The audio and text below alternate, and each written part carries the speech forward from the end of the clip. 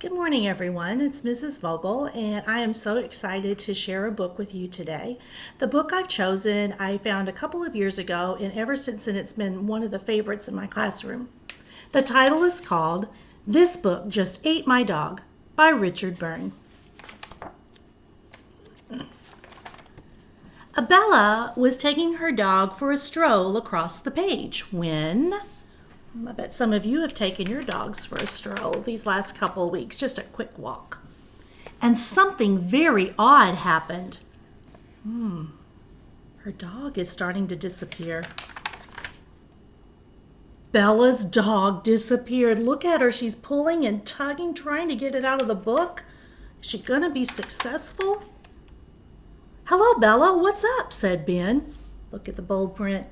"This book just ate my dog." Ben decided to investigate. Uh-oh, he's going into the book. But Ben disappeared too. Oh, he's lost his balloon, and Bella's thinking maybe she's just lost her friend and her dog. Suddenly, help zoomed in. Thank goodness, the dog rescue. Is it going to save her dog and her friend? Uh-oh, then vanished. It disappeared.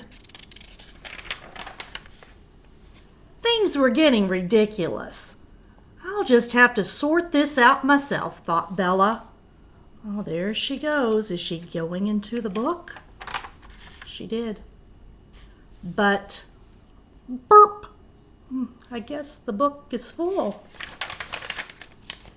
Sometime later, a note appeared. Bloop, bloop, bloop, bloop, bloop, and it read, "Dear reader, it would be lovely if you could kindly help us. Please turn this book on its side and shake. Bella."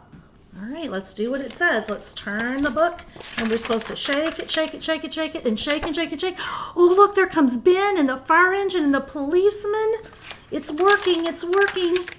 And one last little wiggle. Thank you, Bella.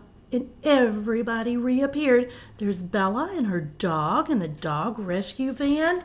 I'm glad the story is having a nice ending. And things got back to normal. Well, almost. Do you see anything on that page that isn't exactly back to normal? I hope so. Dear reader, please tell this book to promise not to be so naughty next time you read it. Thank you, Bella. And thank you for letting me be a part of your morning and enjoying Thomas Jefferson's version of Storyline Online. Until next time, have a great day.